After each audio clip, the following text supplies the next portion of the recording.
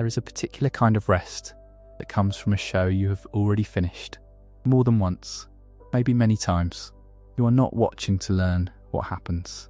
You know that Aang wakes in the iceberg, you know how the tea gets poured, you know the exact cadence of Iroh's voice before he says a single word.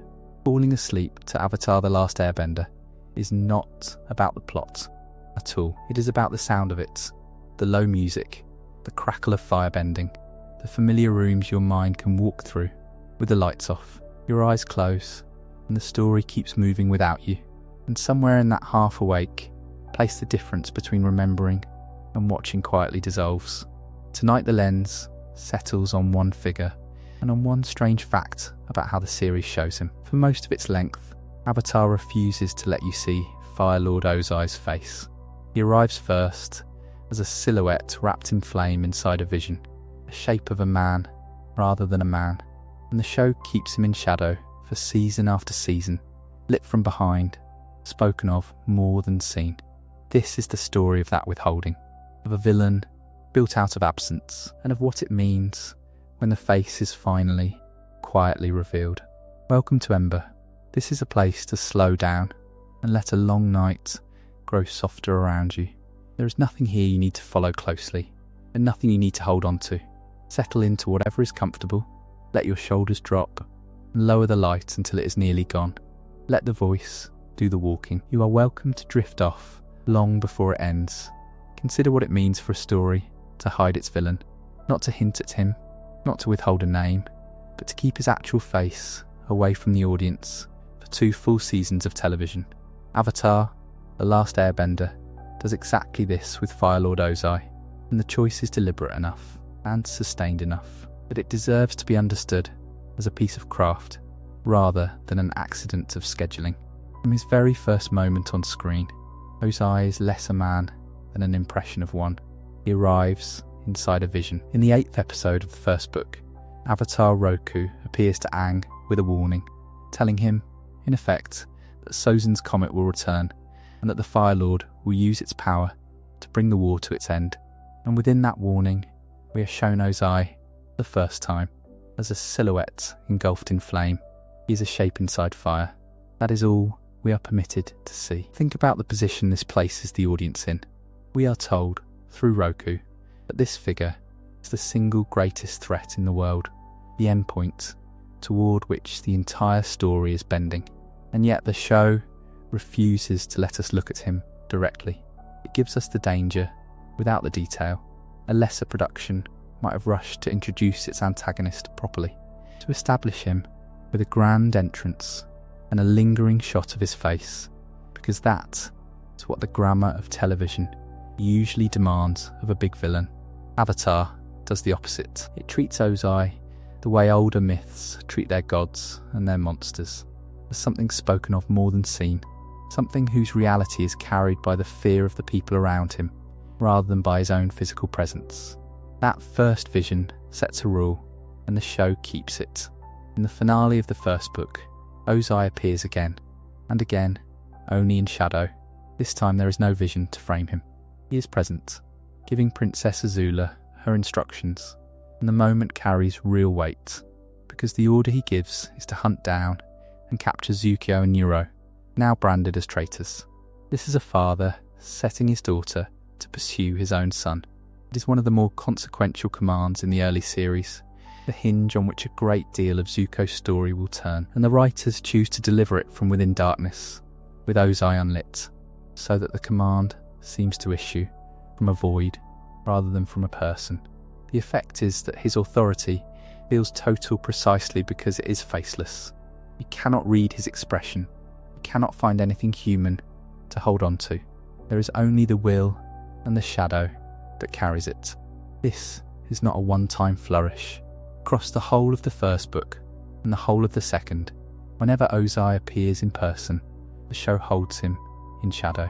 Most often, he is silhouetted against bright firelight or surrounded by it, so that the very element his nation worships becomes the thing that hides him. His face is never lit. Consider how much discipline that requires from a production. How many storyboards and layout decisions and lighting choices have to agree with one another. episode after episode, to maintain a single visual promise. It would have been easier to relax the rule once or twice. The show does not. The consistency is the point, because the consistency is what turns a stylistic habit into a genuine sense of dread. Ozai becomes a presence you feel closing in, rather than a character you watch. The closest the series comes to breaking its own rule, before it is ready to, arrives in the 7th episode of the second book, in the flashback that anchors the story often remembered as Zuko's Alone. There we are given the nearest glimpse of Ozai up to that point.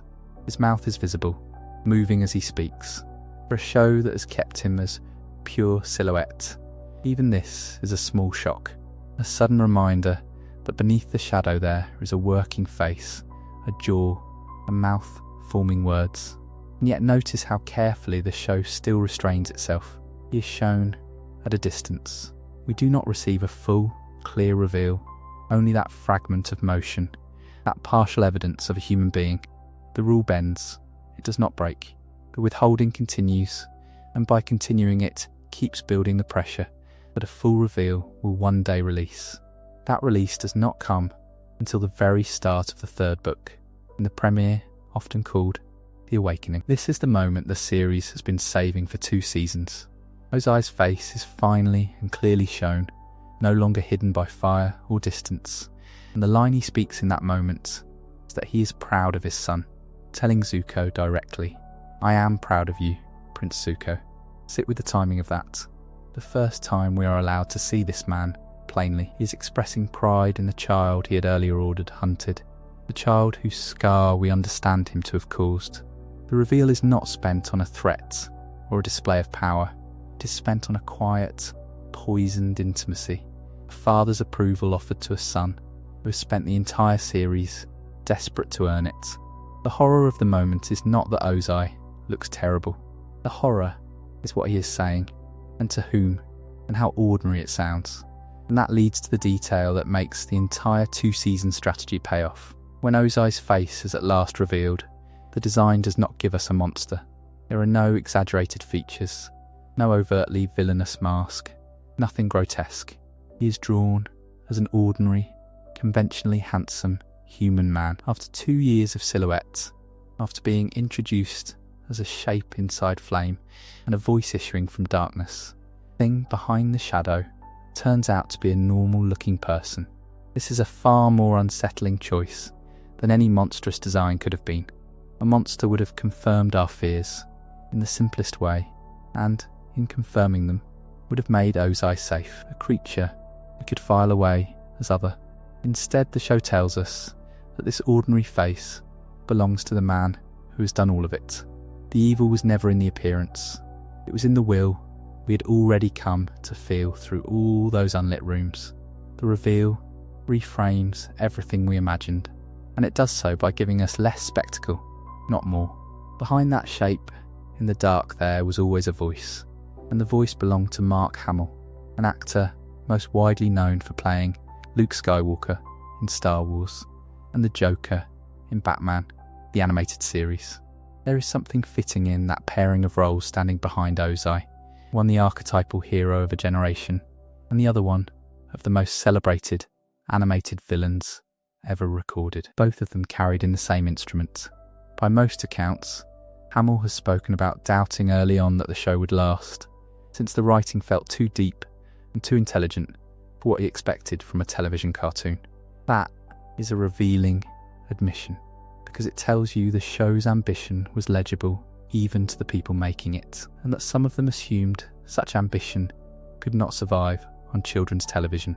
His path into the production ran through the voice director Andrea Romano, who had previously directed him as the Joker on Batman, the animated series, a working relationship that carried over into this new and stranger role.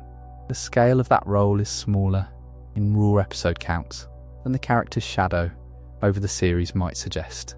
Hamill is credited with voicing Ozai across only a modest handful of episodes, along with separate additional voices credits scattered through the 1st and 3rd books. 10 episodes for a figure who governs the fear of an entire world. But that economy is entirely of a piece with everything else about the character. Ozai is powerful in the story, in inverse proportion to how much of him we are actually given. A handful of appearances, most of them in shadow, a face withheld until the third book, and a voice doing enormous, quiet work in between. The show spends very little of him and gets a great deal in return. Measure this approach against what happens when a different adaptation declines to take it. In Netflix's live-action version of Avatar, The Last Airbender, released in 2024, Fire Lord Ozai is played by Daniel Day Kim, and he appears far earlier in the story than his animated counterpart, abandoning the original's delayed reveal strategy altogether. There is no single correct way to adapt a character, and a live-action production faces pressures the animation did not. But the contrast clarifies what the original was doing. The animated series understood that a villain kept in shadow can loom larger than one placed in full view, that dread is often a function of absence, and that the most frightening thing you can do with a face is to refuse, patiently, and for a very long time, to show it. When it finally relented, it did not give us a monster. It gave us a man saying he was proud, and let that be worse. Consider where the story of Ozai's crown actually begins. Not with a coronation, not with a throne room full of flame, but with a child asking a question on a warm afternoon in the palace garden. In the animated episode called Zuko Alone, the 7th of the second book, the show reaches back into memory and shows us the royal family before it broke. Young Azula, standing near her mother and her brother, wonders aloud whether, if Uncle does not make it back from the war, her father would then be next in line to be Fire Lord. It is the kind of thing a clever child says, without knowing its weight, and yet the whole tragedy of the coming years is folded inside it. The question of succession is already alive in that garden, years before Aslan dies, spoken first by the one member of the family who will never learn to feel afraid of it. Ursa's response tells you everything about how the family handles such thoughts. She rebukes Azula at once, saying that they do not speak that way, and insists that Fire Lord Aslan is a picture of health. Think about what that reflex means. The succession is imaginable enough. What the family forbids is imagining it aloud. Taboo it enforces, because the alternative is to admit how much ambition already circles the throne. Azula is not inventing the danger. She is simply naming it, and being told that naming it is the crime. The politeness of the correction is a kind of denial, a way of keeping a lethal idea in the room while pretending it has been sent away. Zuko, still a boy, pushes back against his sister in the only language children have, which is the language of turning a cruelty around to see how it feels. He asks how she would like it if their cousin Lu Ten wanted their father to die. That single line does quiet work.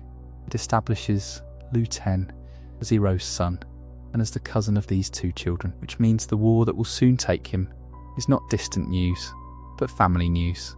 Zuko is trying to make Azula feel the wrongness of wishing an uncle away by pointing at the symmetry, at the idea that someone could wish the same thing about their own father.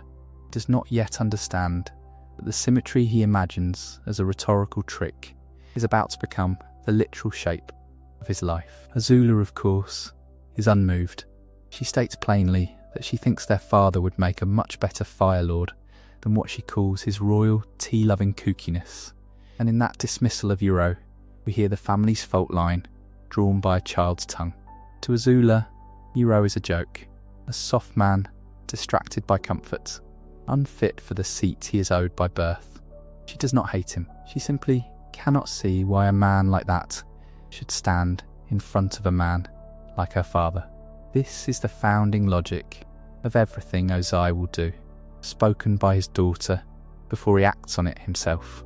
Merit, in her telling, is a thing you assert against the accident of birth order. Merit conveniently belongs to the side she already prefers. The scene that holds all of this is set in motion by a letter. Iroh sends word home from the war front during the siege of Ba Sing Se, and he sends gifts along with it. For Zuko, there is a pearl dagger, taken from an Earth Kingdom general who surrendered, its blade inscribed with the words, "Never give up without a fight." For Azula there is an Earth Kingdom fashion doll. Notice the two objects and what they say about the children who receive them. The boy is given a weapon carrying a lesson about endurance, a lesson he will spend the rest of the series either failing or slowly learning. The girl is given a toy she will treat with contempt, because she has already decided that dolls and softness are the currency of the weak. Iroh, far away, is trying to love them both, and the show lets you feel how little his tenderness will finally be able to protect. In the same letter, Iroh is still, at this point, a man in good spirits. He jokes that Ba Sing Se must be something to behold, adding that this is so only if they do not burn it to the ground first. The joke matters, the timing it fixes. This flashback sits inside the siege, before the death of Lu Ten, in the window, when Iroh is still the confident general, and the family's line of succession is still, on paper, secure. Everything the audience knows about what is coming presses against the ease of that joke. The city he speaks of lightly is the place where his son will die, and the retreat that follows will hand his younger brother the opening he has been waiting for. I want to be precise about which story this is, because the show now exists in more than one form. This flashback, with its turtle ducks, and its warfront letter, and its pearl dagger, and Azula's remark about succession, and the lesson of the dual swords, belongs to the animated episode Zuko Alone, the 7th episode of the second book, made in 2006. It is not the corresponding episode in the Netflix live-action season, which carries very different content of its own. One scene belongs to one telling. When we speak here of the garden and the letter, we are speaking of the animation, and it is the animation that gives us the events that follow. The turn comes in a part of the flashback the garden scene does not show us directly. In the throne room, where the real business of the family is done, Ozai goes to his father, Fire Lord Ozai, and asks him to strip Iroh of his birthright to the throne. He builds his case on grief that is not his own. Iroh's only son, Lu Ten, has died during the siege of Ba Sing Se, and Iroh has since retreated from the city, and Ozai takes these facts and turns them into an argument for his own advancement.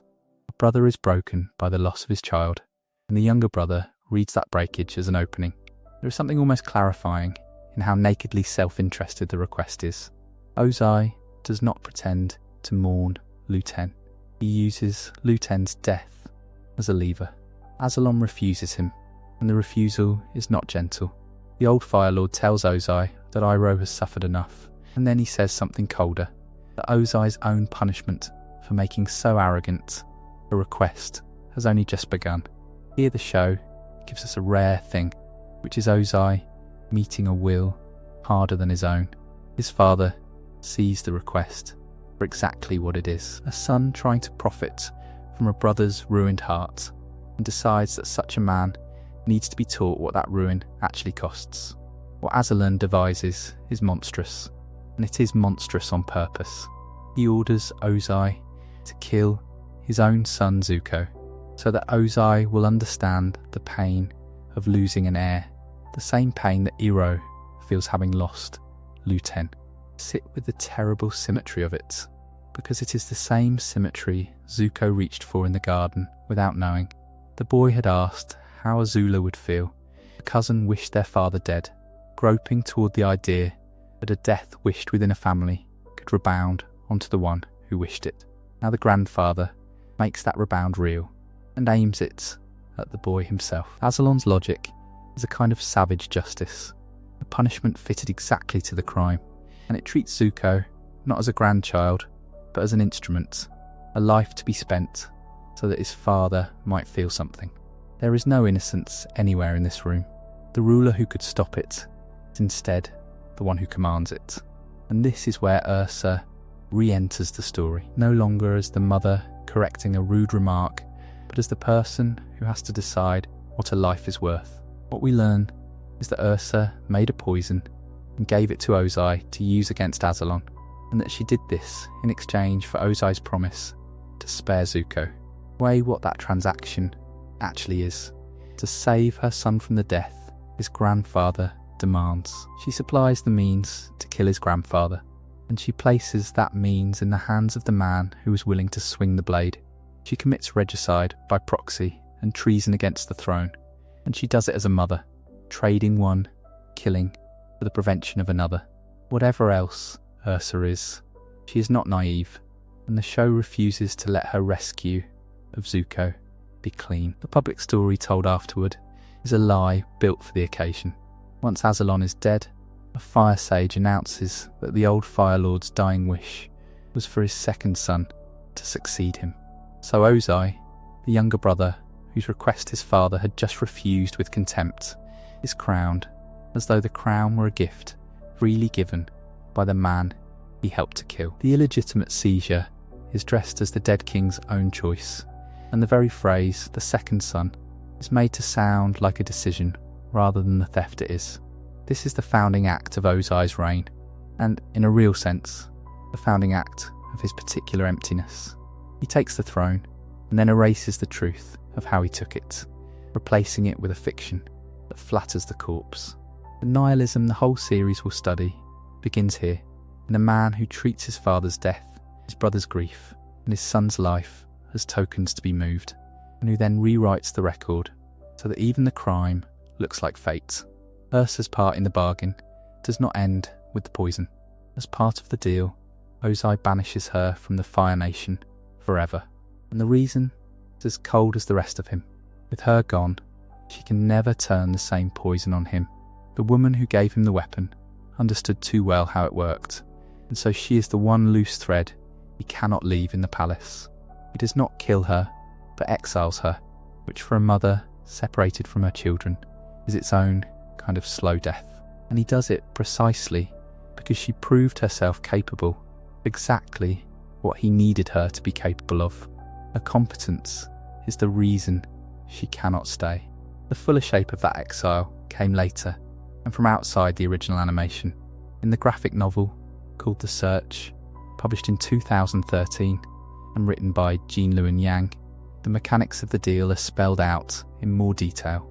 There we learn that Ozai forbade Ursa from taking Zuko and Azula with her, and threatened to have the children hunted down if she tried. The animation gave us the outline, a mother who saved a son and was sent away. The comic filled in the cruelty of the terms, the way Ozai made sure that saving her children would cost her the right to keep them, and that fleeing with them would only mark them for pursuit.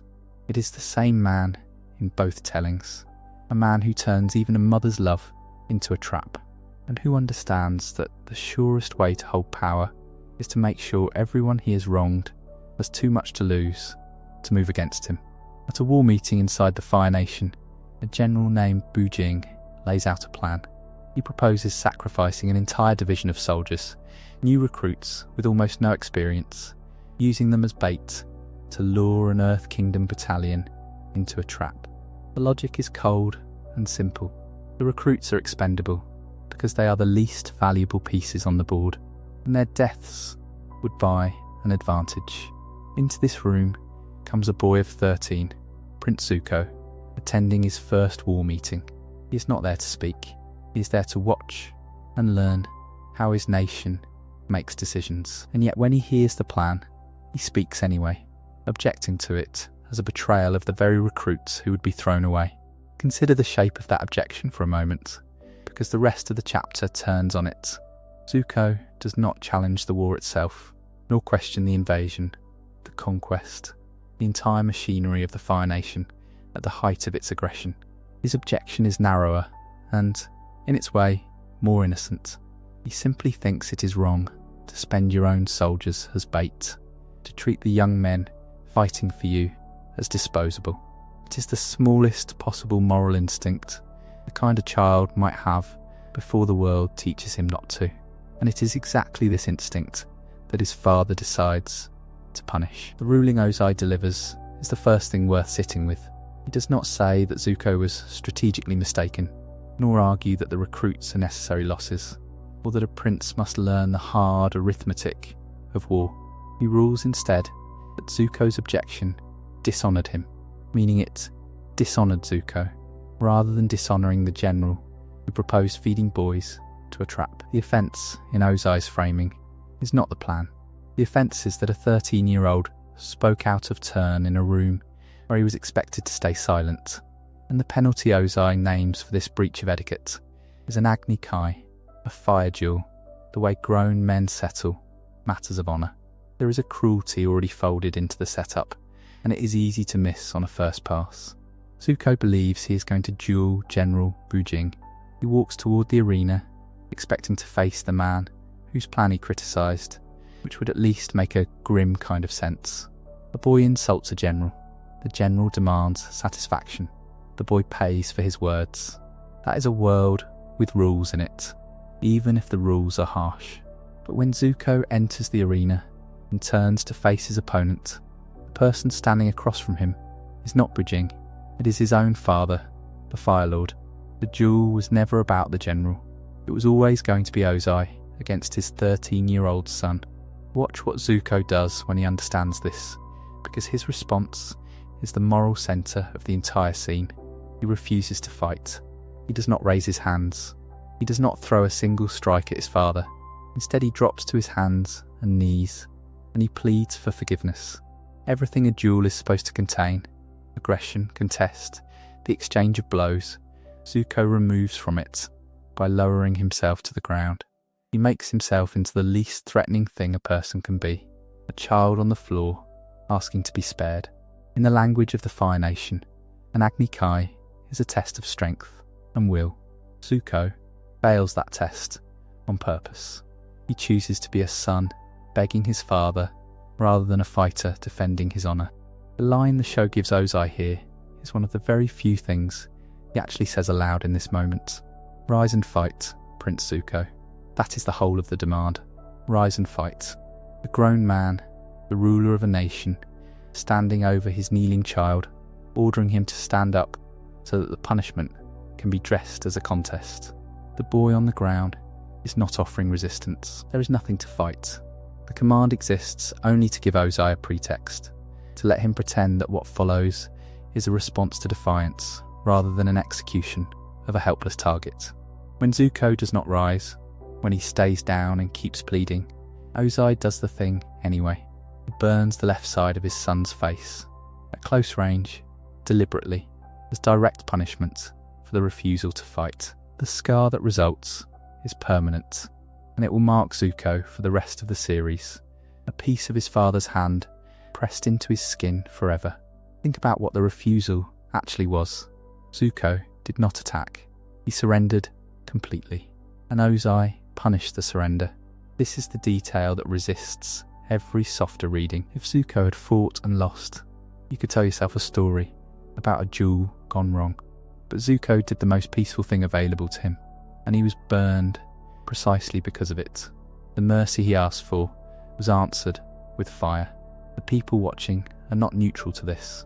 Among the onlookers stands Iroh, Ozai's older brother and Zuko's uncle, and the show is careful to show us his face. He is visibly tearful, and he averts his eyes. He cannot watch his brother burn his nephew. That reaction matters as a piece of evidence, because Iroh is a Fire Nation general, a man who has seen war and been hardened by it, a man who is not squeamish about violence. If this were ordinary discipline, if it fell anywhere inside the range of things the Fire Nation considers acceptable, Iroh would not need to look away.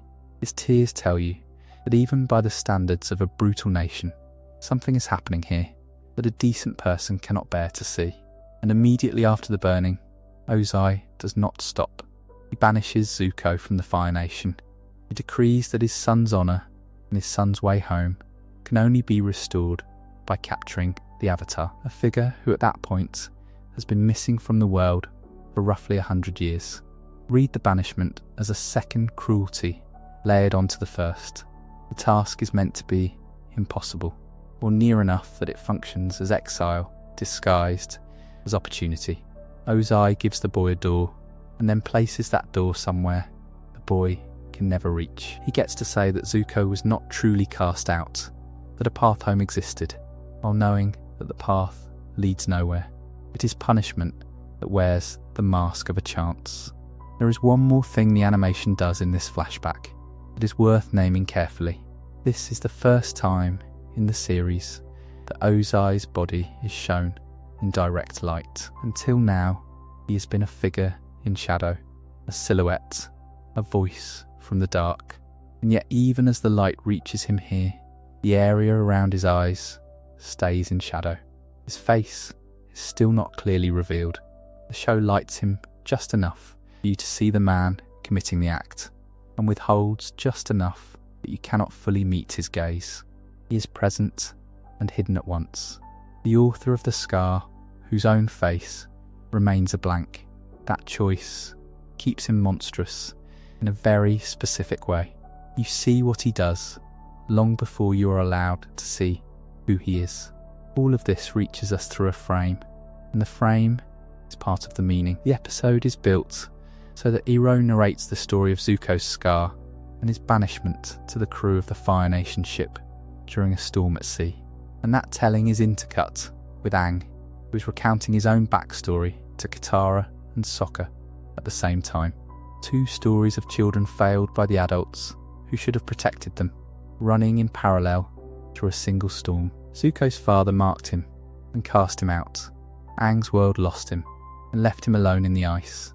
The framing does not force a comparison so much as let the two griefs sit beside each other, told in the same weather, on the same night. It would be easy, from here, to fold this scene into the long arc that follows, to treat the burning as the wound that eventually drives Zuko toward change and redemption.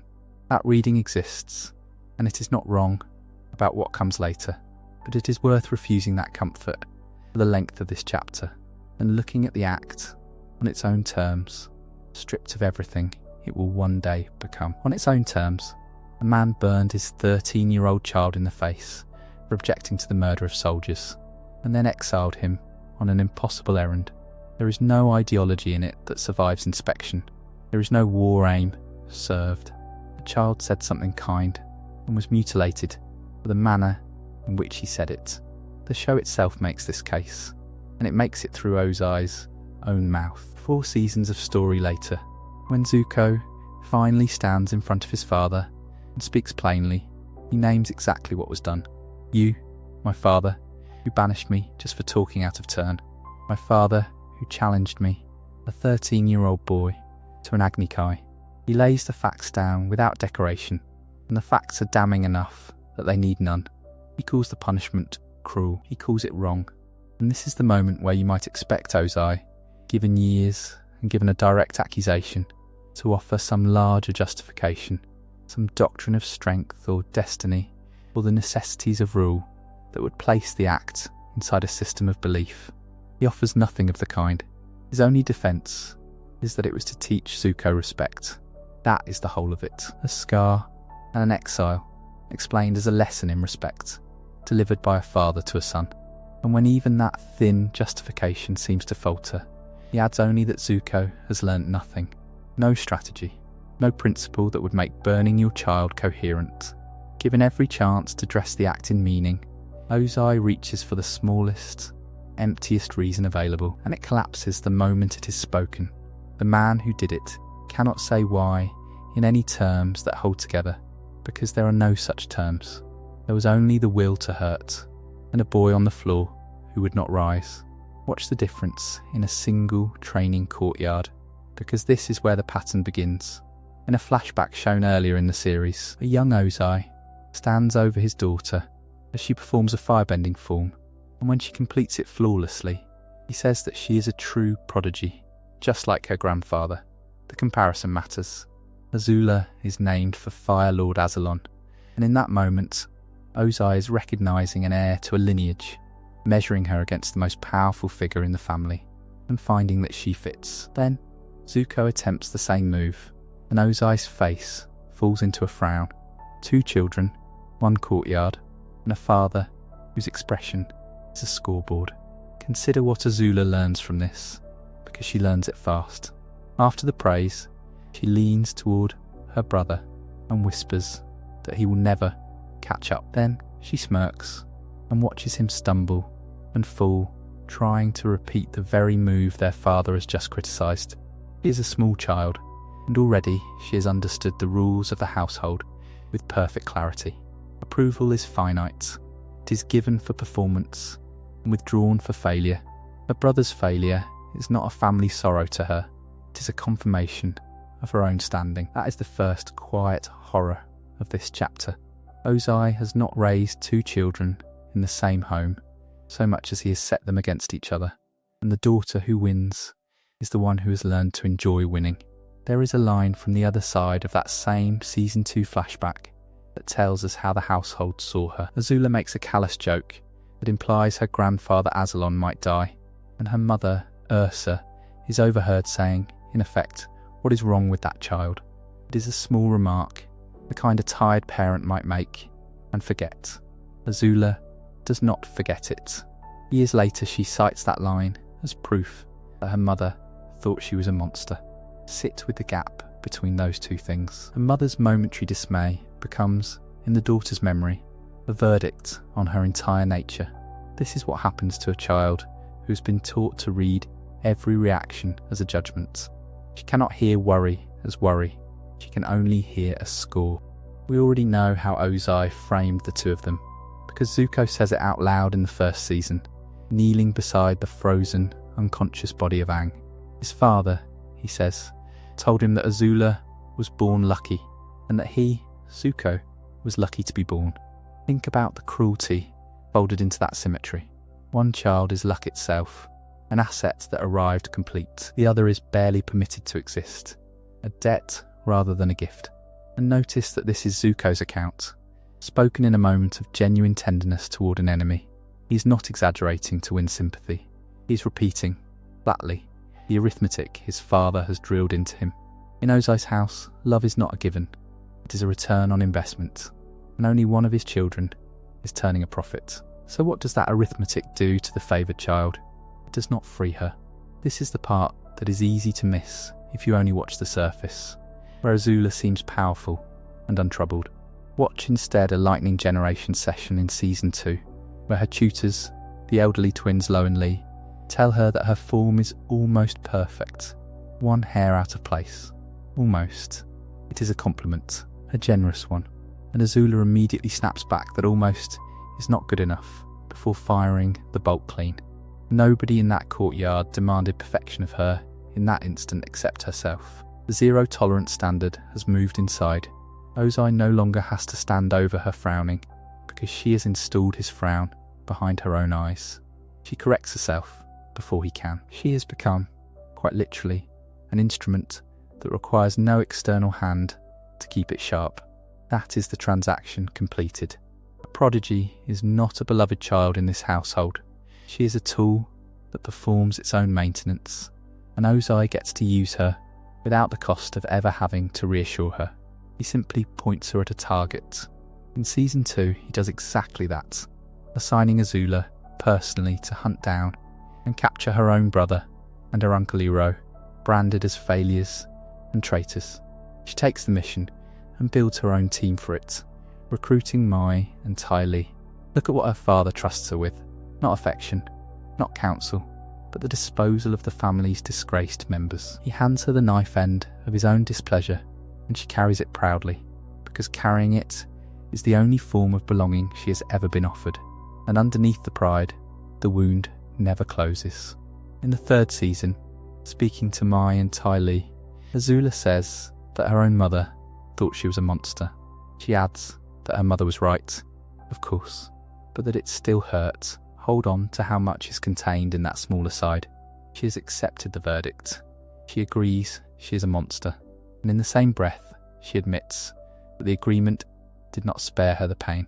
This is a young woman who has been valued and feared her whole life, and never, by her own account, simply loved, and who has decided that the loneliness is the natural price of her power. She is not deluded about what she is missing.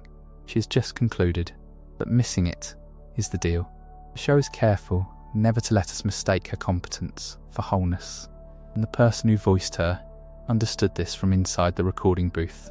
Grey Delisle, who gave Azula her voice, has said in interviews that she believed Azula did not have the best parental guidance. She linked the character's eventual collapse to what she called such rejection from her parents, combined with the betrayal of her friend Mai, and she said this was the kind of thing that could trigger an episode in someone who had carried a great deal of abandonment from childhood. Delisle has also suggested that the finale breakdown was personal for her, reportedly drawing on experience with mental illness in her own family, which she has said filled her with empathy for people who suffer that way. It is a rare thing for a performer to name so plainly what a cartoon villain is actually made of, and she named it a child who was never held, only deployed. The final proof of the transaction is the reward itself. When Ozai crowns himself Phoenix King and declares himself ruler of the world, he names Azula the new Fire Lord in the same breath.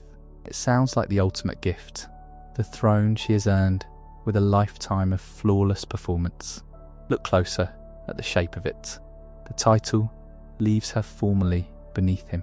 She becomes Fire Lord of a nation her father has just demoted beneath his own new crown. Even at the summit, she is subordinate.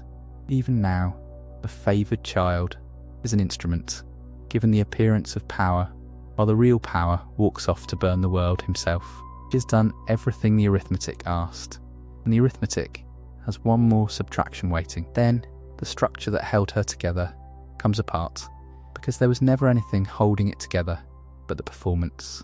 As her coronation approaches, Azula cuts her own hair with scissors, unevenly, and hallucinates her mother, Ursa, in the mirror. When the vision tells her that her friends fear her rather than love her, she insists that trust is for fools. That fear is the only reliable way. And then she breaks down sobbing. Watch what her mind reaches for in the crisis. Not her father, who is gone, but her mother, the parent whose single remembered remark she has carried as a life sentence. The whole edifice of fear over love, the creed she built to survive Ozai's house, states itself one last time and then collapses under the weight of a want it could never satisfy. She was raised to be perfect for a man who only ever priced her, and in the end the ledger balances to nothing. The prodigy sits alone with a pair of scissors and a mirror, and the child inside her, the one who was never simply loved, finally weeps. There is a moment in the third season, in an episode called The Avatar and the Fire Lord, when the whole war acquires a single sentence for its origin. Fire Lord Sozin stands at the wedding of Avatar Roku, a man who was once his closest friend, and he offers what he clearly believes is a generous idea. We should share this prosperity with the rest of the world, he tells Roku. In our hands is the most successful empire in our history. It is time we expanded it. Listen to the shape of those words. There is no talk of taking, no talk of ruling for its own sake. There is only sharing and prosperity and expansion, framed as a natural next step for a nation that has already succeeded. Roku refuses. He answers that the four nations are meant to stay separate, and in that refusal, the friendship begins to die and the war begins to be born. What matters, for our purposes, is not the refusal, but the offer, because the offer tells us exactly how Sozin understood himself. He did not think of conquest. He thought of a gift. In his mind, the Fire Nation had built something so good that keeping it to itself would be a kind of selfishness, and so the invasion of the world could be dressed as an act of civilizing generosity. This is the first Fire Lord's philosophy stated in his own voice, and it is worth sitting with how sincere it sounds. Cruelty that believes itself to be kindness carries a danger all its own, because it never has to feel like cruelty from the inside. Now move forward through the generations to a different throne room and a different Fire Lord, and notice what has changed. In Zuko alone, a flashback shows Ozai quizzing his two young children on the history of their great-grandfather Sozin and his rise to power. Azula answers correctly and shows off a firebending form beyond her years, and Ozai calls her a true prodigy, just like her grandfather, meaning Fire Lord Azalon. Zuko attempts the same form and fails it, and his father meets him with plain displeasure. The scene is often remembered as a portrait of a broken family, and it is that. But hold it against Sozin's wedding day speech, and something else surfaces. The lesson being drilled into these children is a battle, a victory, a technique of winning. The ideology of sharing prosperity is thinned into something colder and more personal, a scoreboard of prodigies and disappointments. The channel has spent time already on Zuko's childhood wound, and there is no need to open it fully again here. What I want to draw out instead is a single line from the very first episode of the series, The Boy in the Iceberg, where Zuko describes how his father weighs him against his sister. "My father says she was born lucky," Zuko says. He says, "I was lucky to be born." Set that beside Sozin. Sozin spoke of an empire to be shared with the world. Ozai speaks of his own son as a person who was fortunate merely to be permitted existence. The philosophy has turned inward. Where the first Fire Lord measured worth by what the nation could give, this one measures it by proximity to himself, and a child who cannot perform is barely worth the breath of being alive. The clearest confrontation between the two philosophies happens when Zuko finally speaks the old ideology aloud and watches his father refuse to defend it. In the Day of Black Sun, Zuko stands before Ozai and says that growing up, they were taught the Fire Nation was the greatest civilization in history, and that somehow the war was their way of sharing their greatness with everyone beyond their borders. What an amazing lie that was, he says. They hate us, and we deserve it. Think about what those words are doing. Zuko is quoting Sozin's philosophy almost exactly, the language of greatness and sharing, and he is naming it as a lie to the one man who inherited it. And here is the detail that reveals Ozai completely. He laughs it off. He does not argue that the war truly was a gift to the world, nor mount a defence of the civilizing mission his great-grandfather believed in. He simply dismisses the whole matter as Hero's influence on his son, as if the question of whether the Fire Nation's cause was just were beneath his interest. Sozin, we can imagine, would have argued. Sozin believed the thing. Ozai does not need to believe anything, and that indifference is the point. The ideology that started the war has become, for the man now waging it, an irrelevance. He is not fighting to share prosperity. He is fighting because he rules, and ruling requires no justification. We reach the final form of that emptiness in Sozin's Comet, Part 1, when Ozai lays out what he intends to do with the comet's power. He announces that they will rain fire over the Earth Kingdom's lands, a fire that will destroy everything, and that out of the ashes, a new world will be born. Hold this against the wedding day offer one more time. Sozin wanted to expand the empire so that the world could receive Fire Nation prosperity. Ozai wants to burn the world to ash so that it can be reborn according to his design. The first vision keeps the world and adds the Fire Nation to it. The second erases the world entirely. There is no sharing left in it, no prosperity to be handed to anyone, because there will be no one left to receive it. And then, in the same speech, Ozai does something no Fire Lord before him has done. He renounces the title itself. Fire Lord Ozai is no more, he declares. Just as the world will be reborn in fire, he says, he shall be reborn as the supreme ruler of the world, and from that moment on, he will be known as the Phoenix King. Stop and consider the enormity of that gesture. The throne of the Fire Lord is the seat from which Sozin gave his generous, terrible speech, the seat that carried a nation's ideology across a century. Ozai steps off it. The title is too small for him now, because it still binds him to a nation and a lineage and a cause. He does not want to be the ruler of the Fire Nation. He wants to reign over the whole of it, a single god figure risen from ashes, answerable to no throne and no philosophy, but his own supremacy. This is the whole arc of the two Fire Lords in a single contrast. Sozin administered his war from the existing throne in the name of a shared gift he genuinely believed the world was owed. Ozai discards the throne, discards the gift, discards the very idea that his rule needs to be for anything beyond himself. The name Phoenix King is the honest confession of it. A phoenix is reborn alone, shares nothing. It rises from the destruction of everything around it, and owes that destruction no apology. It is a strange and fitting piece of casting, but the voice giving that final speech belonged to Mark Hamill, an actor the world associates with a story of good and evil, written in broad strokes, here delivering something quieter and more chilling.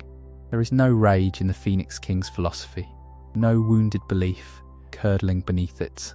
There is only a man who has looked at the empire his great-grandfather wanted to share and decided that the only thing worth sharing was nothing at all, and the only person worth serving was himself. Sozin's war began with a sincere and dangerous kindness.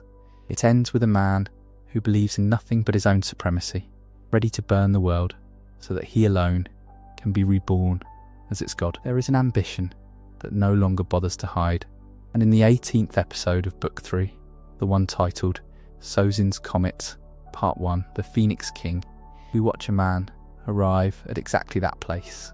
The episode aired on the 19th of July, 2008, written by Michael Dante DiMartino and directed by Ethan Spalding, and it opens the 4-part finale event that would close the series.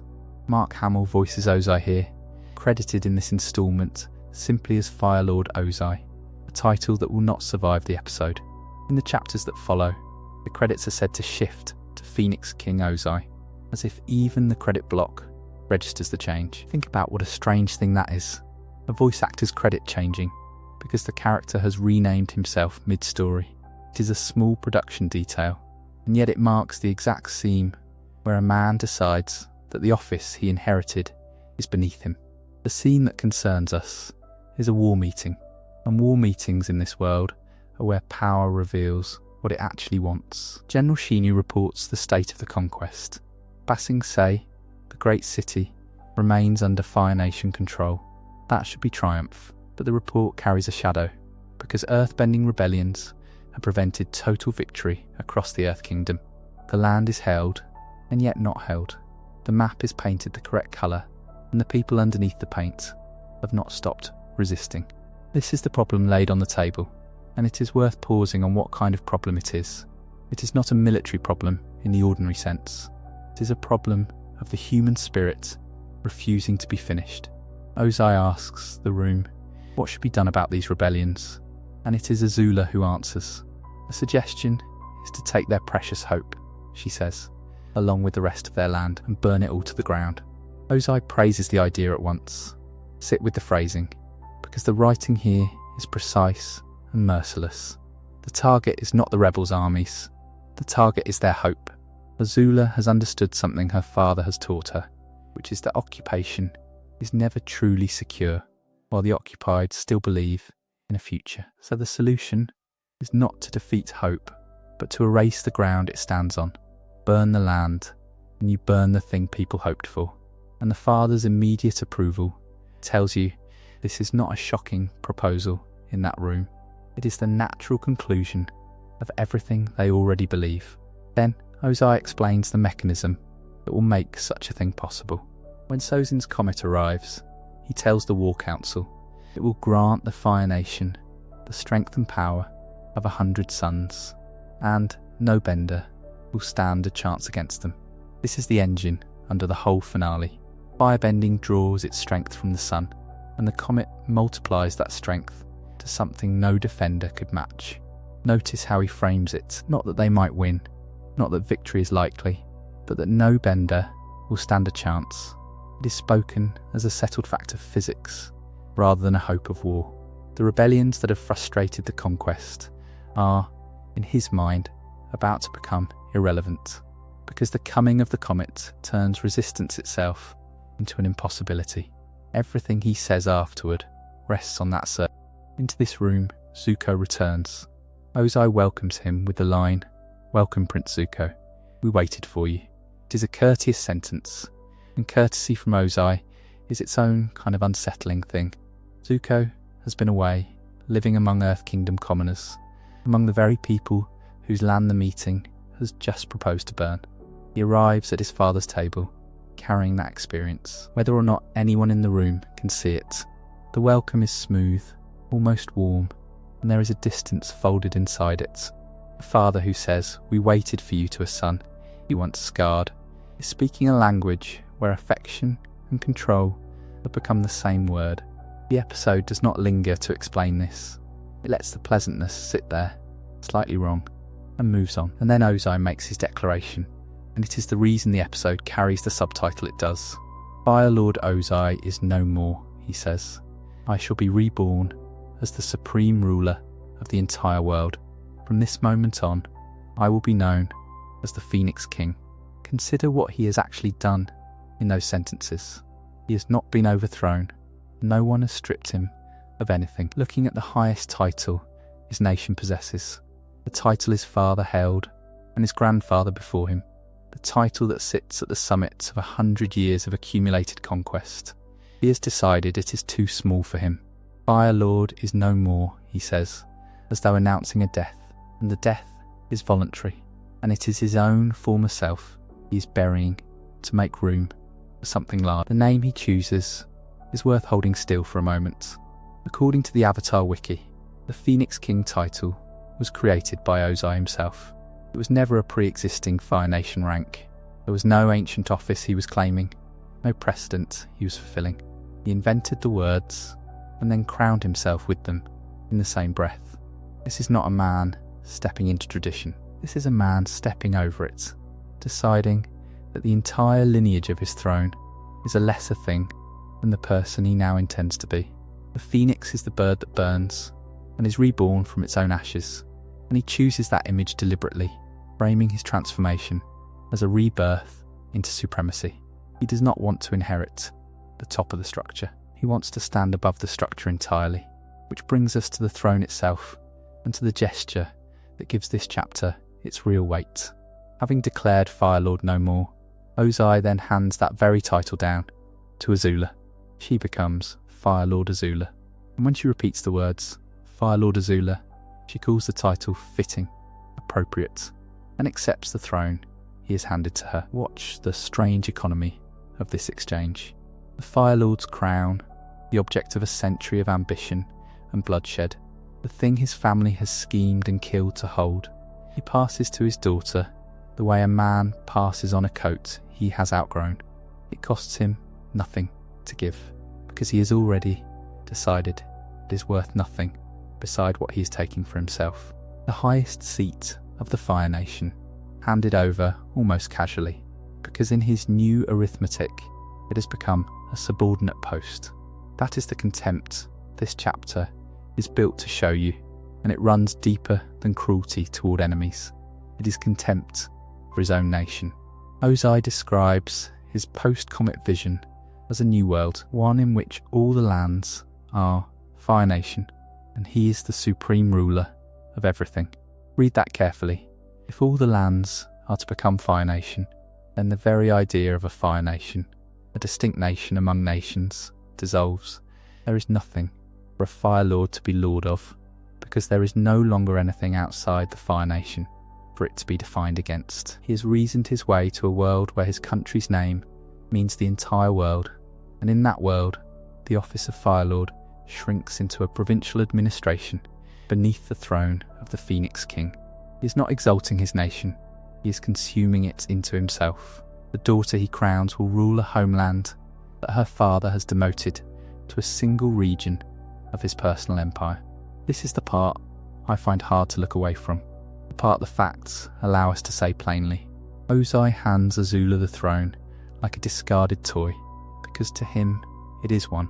The tenderness a nation might feel toward its own crown, the reverence for the seat of its history, none of that survives in him. He has burned it away as thoroughly as Azula proposes to burn the Earth Kingdom's hope. There is a symmetry the episode does not spell out, but plainly intends. In the same meeting, the daughter suggests erasing the ground that other people's future stands on, and the father erases the ground his own tradition stands on, and neither of them treats either act as a loss. This is a household that has stopped believing in anything except its own assent. There is one more fact that changes the colour of the whole scene, and it comes from outside the episode, and the record of what happens next.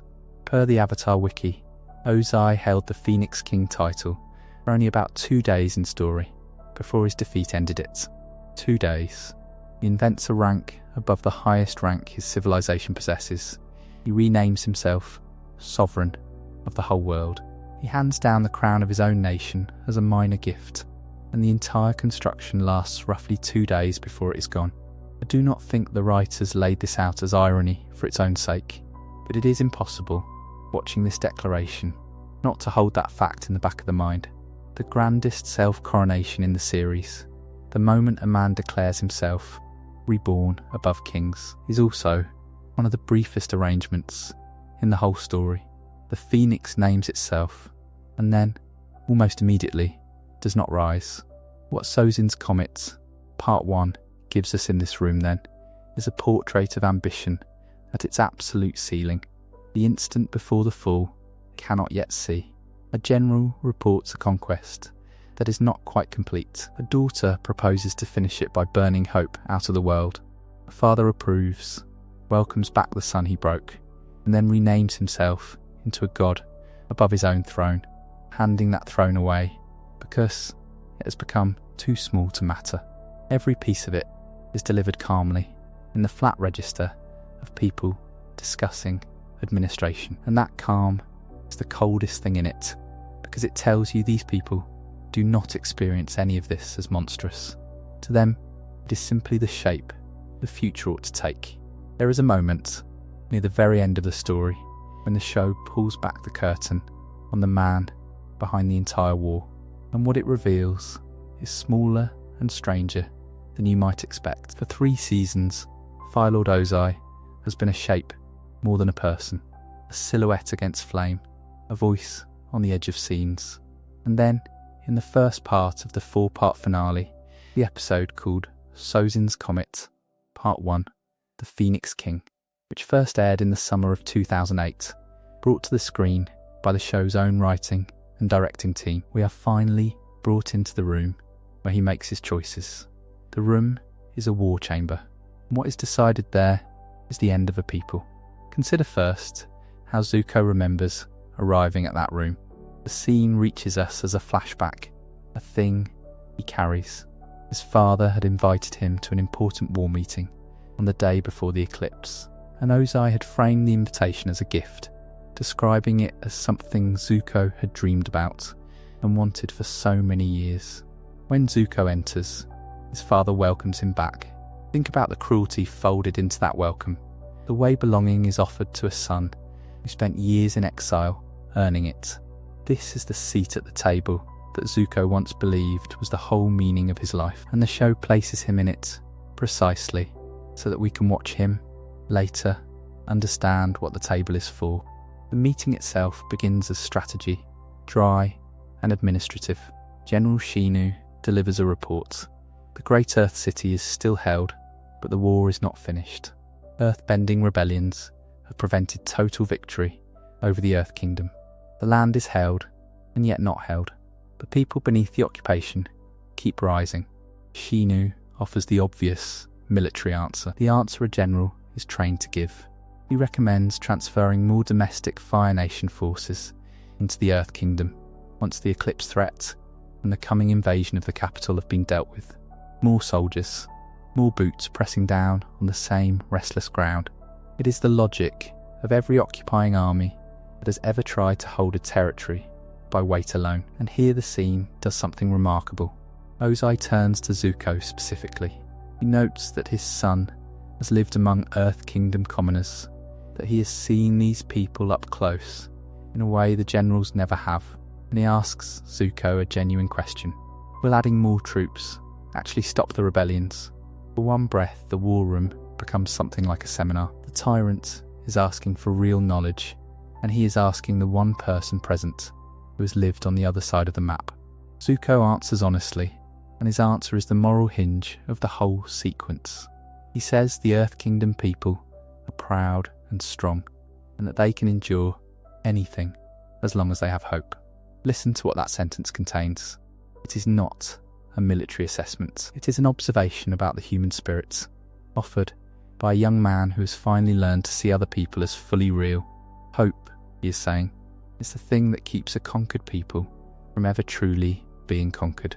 It is the reason the map can be painted one colour and still refuse to stay that colour. In almost any other story, this would be the beginning of wisdom, the moment a hard truth begins to soften a hard man. Instead, the truth is picked up and turned into a weapon.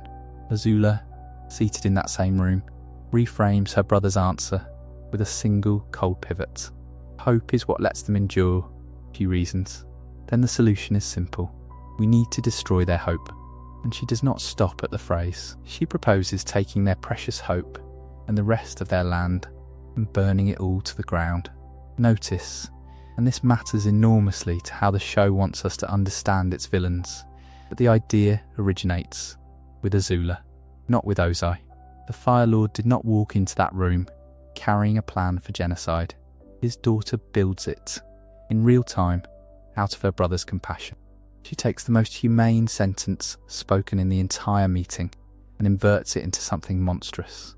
What Ozai does next tells you everything about the kind of ruler he is. He endorses the proposal on the spot.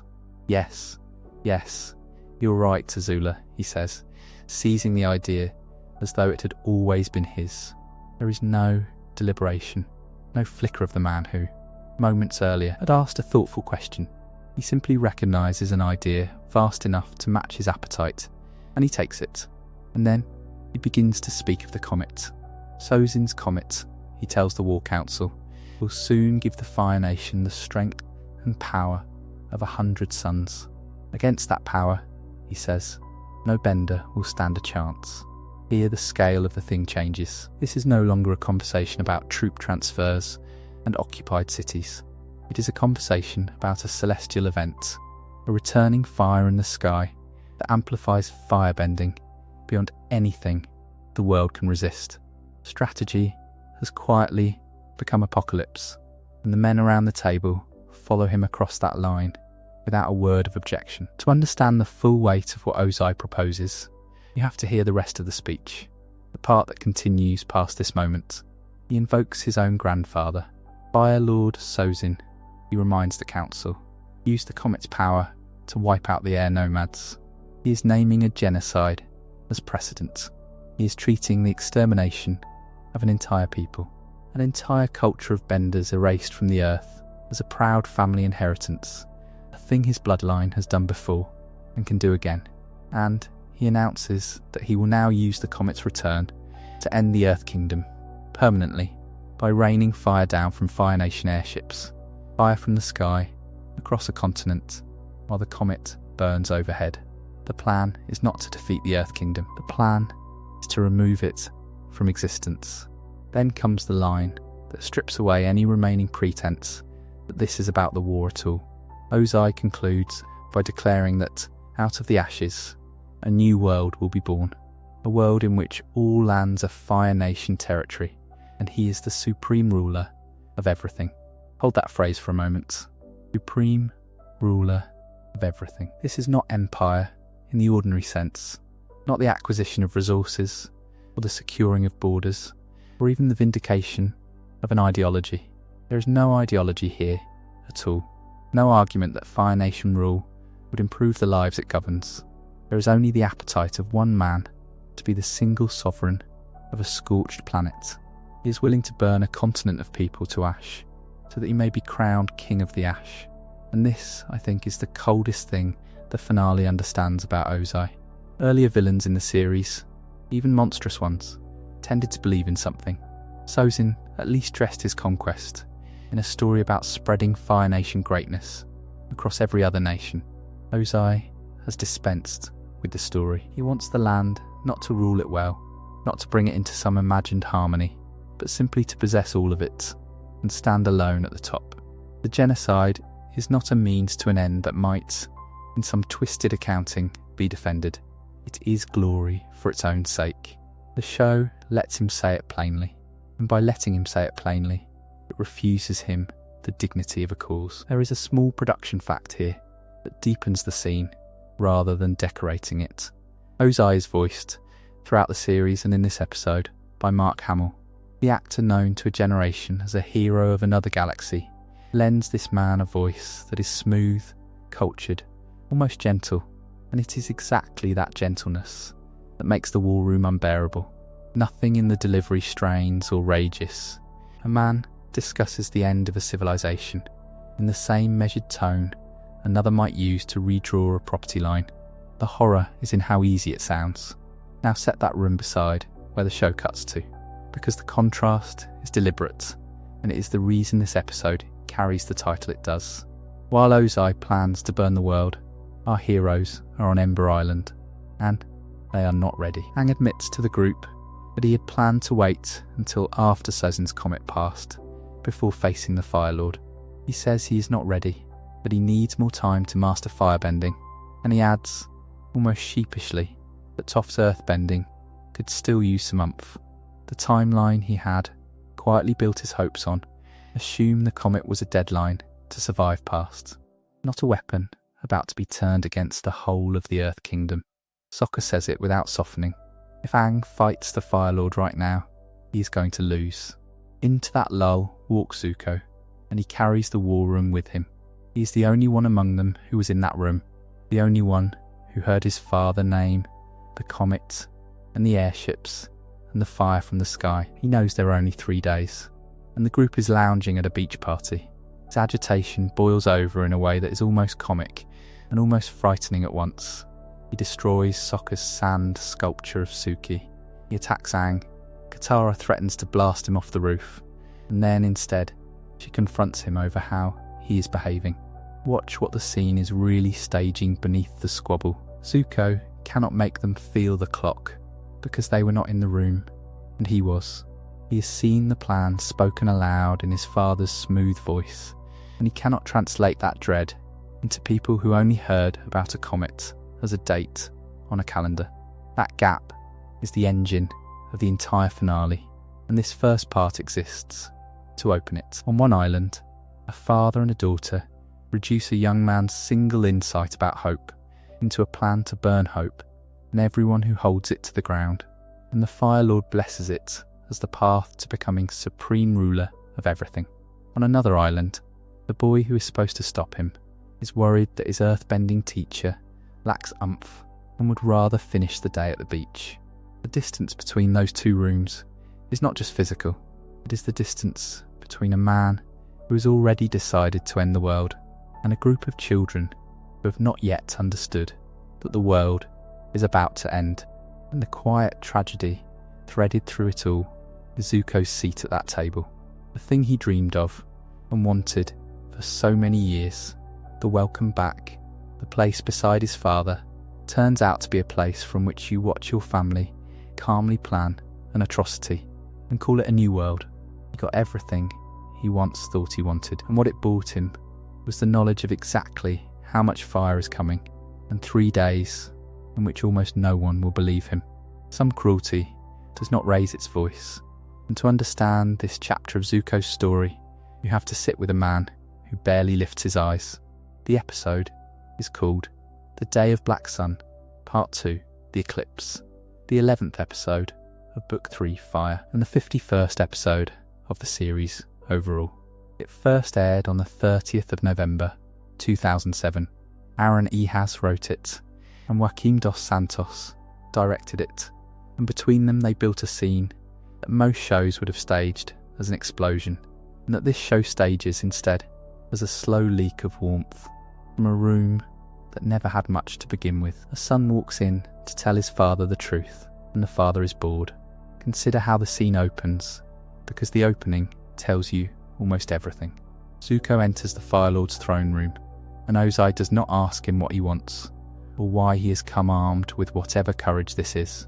He asks him, twice, essentially the same small question. Prince Zuko, what are you doing here? And then again, why are you here?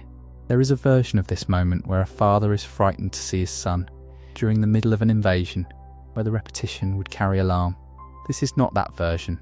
The question is repeated the way you repeat a question to a stranger who has wandered into the wrong part of the house, someone whose presence is an inconvenience rather than an event. Zuko has crossed the entire world and made the hardest decision of his life to stand in this room and the room greets him as a mild interruption.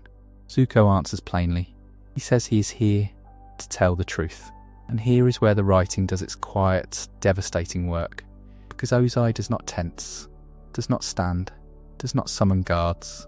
He responds with dry sarcasm, telling the truth during the middle of an eclipse. This should be interesting. Think about what that line is actually doing. It treats the confrontation as entertainment, positioning Ozai as a spectator to his own son, someone settling in to be amused, rather than a father about to be told something. Sarcasm is the tone of a person who feels safe, and safety, in a moment like this, is its own form of contempt. He is not bracing for his son. He is waiting to see what the boy has come up with. Then, Zuko begins to dismantle the story that has held the family together, and he does it with a single correction. He tells Ozai that in Ba Sing Se, it was Azula, not Zuko, who took down the Avatar. This is not a small thing to say out loud. The entire arc of Zuko's return to the Fire Nation, the honour restored, the Crown Prince welcomed home, all of it rested on the belief that Zuko had struck the blow that killed the Avatar. He is standing in front of his father and pulling the foundation out from under his own restored place in the world. And what does Ozai do with this revelation, this confession that unwrites the proudest chapter of his son's homecoming? He asks, why would she lie to me about that? That is the whole of his reaction. Not anger at being deceived, not concern for the son who apparently took credit he did not earn, not even curiosity about Zuko. His mind goes immediately and only to Azula, to the mechanics of the lie, to the puzzle of a useful daughter's motives. Zuko has just told his father something that should reframe how Ozai sees him entirely, and Ozai's attention slides past him towards someone else. Pay attention to that, because it is the emotional centre of the whole exchange, even though it passes in a single sentence. A father has just been handed a reason to reconsider his son, and the reconsideration never comes. There is no flicker of surprise directed at Zuko, no reassessment of any kind. The information about Zuko simply does not register as being about Zuko. It registers as a data point about the other child, the one who lied, the one worth thinking about. In one line, the show tells you that Zuko has spent his life trying to earn the attention of a man who was never really looking at him, and it tells you this without a single word of narration. The proof is in where Ozai's mind goes. When it is finally, briefly, disturbed, the scene escalates. But notice that it escalates only when the stakes become the Empire and not the sun. Zuko reveals that the Avatar survived, that he is alive, that he is likely leading the invasion at that very moment, possibly already on his way to this very throne room. And now, finally, Ozai reacts. A curt what cuts out of him, sharp and immediate, the first genuine spike of feeling in the entire conversation. But look closely at what produced it. It was not the truth about his son that moved him, nor was it the years of misplaced blame, or the weight of a child standing before him, choosing honesty over safety. It was the news that his throne might be threatened. A father is unmoved by the boy, and instantly alert to the danger. His feeling is real, but it is aimed entirely at the invasion, at the survival of his own power. Zuko could not reach him. The Avatar could, and having felt something at last, Ozai spends it not on his son, but against him. Get out. Get out of my sight right now if you know what's good for you. The reaction to the invasion collapses immediately into a dismissal of Zuko, as though the boy was simply the unwelcome messenger of bad news, a thing to be removed from the room so the real business of survival can begin. There is no separating the two in Ozai's mind. The sun and the inconvenience are the same object. He does not tell Zuko to leave because he is protecting him, or because he cannot bear to look at him.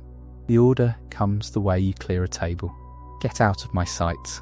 The sight of his son is a thing he would rather not have, but Zuko does not go, and this is the pivot the whole chapter has been walking toward. He tells his father, that's another thing. I'm not taking orders from you anymore. Hear the phrasing. That's another thing. He is adding it to a list. He is treating his own liberation as one more item to be spoken, calm and sequential. In a conversation he has clearly rehearsed in some private place for a long time. This is not a boy erupting. This is a boy who has finally organised his thoughts and is delivering them in order.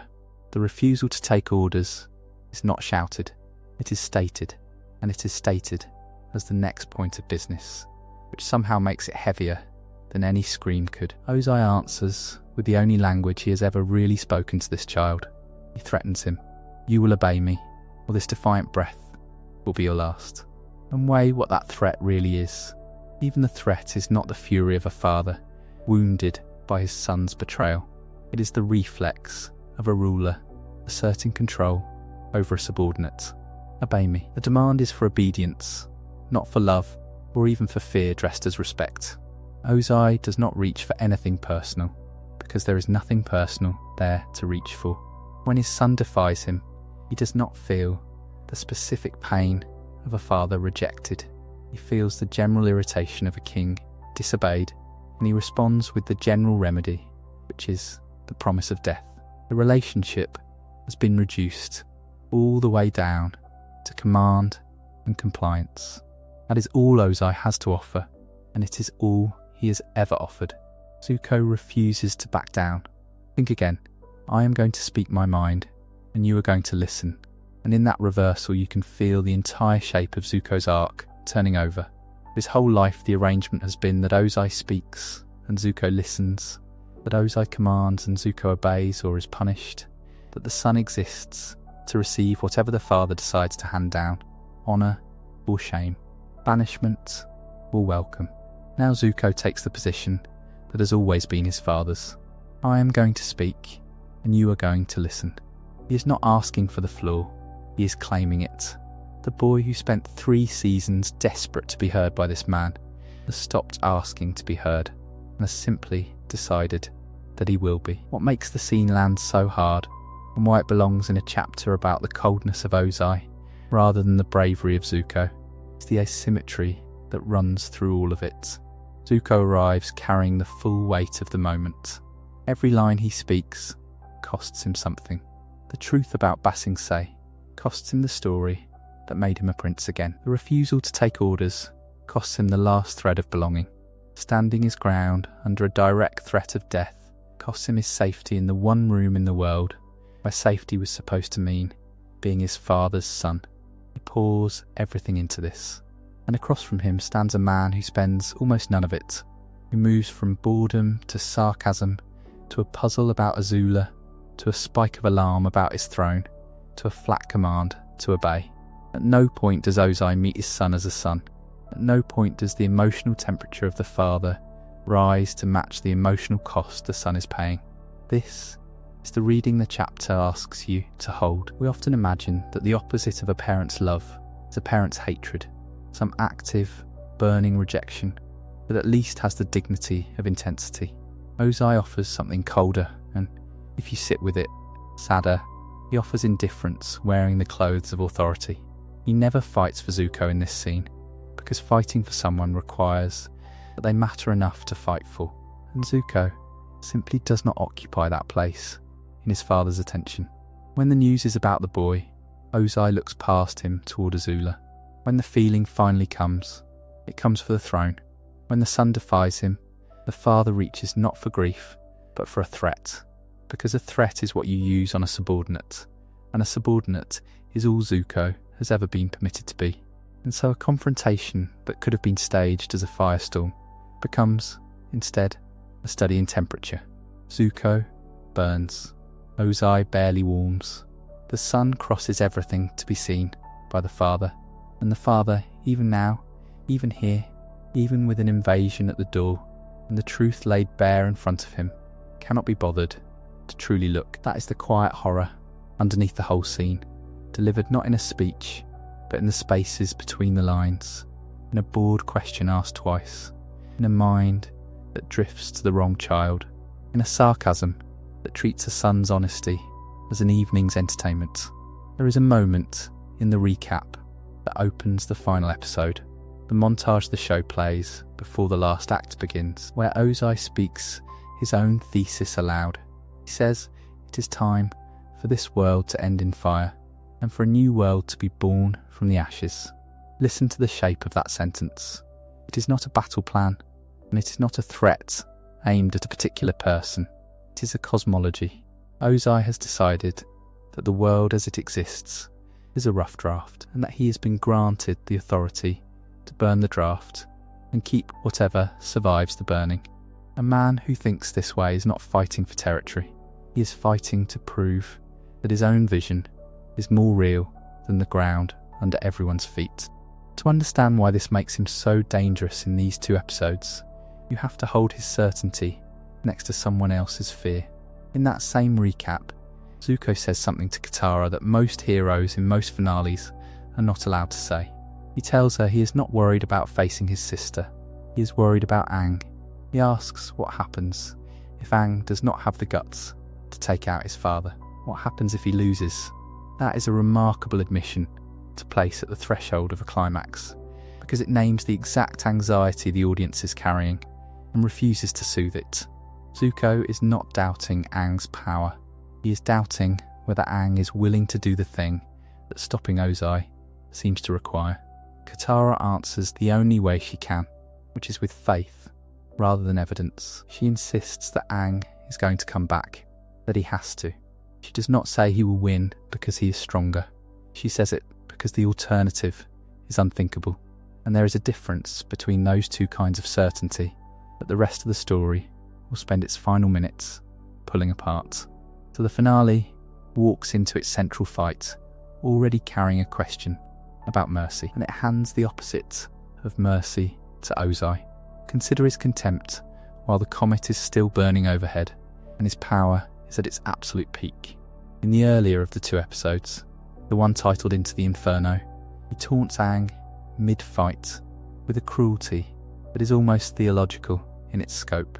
He tells Aang that he is weak, just like the rest of his people, that they did not deserve to exist in this world, and then he corrects himself, in my world, before telling Aang to prepare to join them, prepare to die.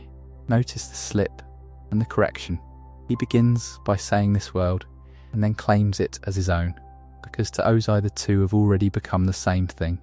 The genocide of the air nomads is not, to him, a crime he committed. It is a judgment he delivered. They did not deserve to exist, and their non-existence is simply the world being sorted correctly. When a man speaks like this, he is not angry. Anger would imply the world had wronged him. He is something colder, kind of pleased administrator of extinction, and the comet has convinced him the paperwork is finally complete. This is where the writing gets its power from a source most action stories never touch, which is overconfidence as a character flaw rather than a plot device. The comet gives Ozai power that is close to absolute, and absolute power is precisely the condition under which he stops paying attention. He is so certain of the outcome that he narrates it. He tells Aang what is about to happen, prepare to die, as though the sentence itself were the deed. Think about what that certainty costs him. A more frightened man, a man with something to lose, would have finished the fight quickly and quietly. Ozai lingers because he wants Aang to understand his own smallness before the end. He wants the philosophy delivered along with the fire, and in that lingering, in that need to be acknowledged as correct, he leaves room for the fight to turn into something other than a killing. Mark Hamill voiced Ozai across the whole series and through this final battle, and it is worth sitting for a moment with what that casting does to the character, even if you never see the actor's face. Hamill's Ozai does not shout his cruelty in the way a lesser villain would. The contempt is smooth, almost patient, the voice of a man explaining an obvious truth to a slow student. That smoothness is the overconfidence made audible. You are hearing a person who has never once been contradicted by reality, and so has come to believe that reality agrees with him. When such a voice says you are weak, the words land as a diagnosis rather than an insult thrown in the heat of combat, offered with the calm of someone who cannot imagine being wrong. Then the fight turns, and Aang confronts him directly, and the confrontation is not what Ozai expects, because Aang meets Ozai's cosmology with one of his own. Aang tells him that he and his forefathers have devastated the balance of the world and must now pay the ultimate price, and he pins Ozai in restraints of stone. For a breath, the story appears to be delivering exactly what Zuko feared and Katara hoped. The finishing blow, the nerve Zuko doubted his friend would find. Aang has the words of judgment in his mouth. He has Ozai helpless. Everything about the framing says that the ultimate price is death, and that we are watching the moment the war ends the way wars are supposed to end, with the tyrant destroyed by the hero who is finally willing to do it. And Aang refuses. He says simply no, that he is not going to end it like this. The stone holds Ozai, but the blow does not come. Understand how strange this is inside the grammar of a finale. The hero has already announced the sentence and then declines to carry it out. And the story does not treat this as hesitation or cowardice. It treats it as the harder choice, the one that required more resolve than the killing would have.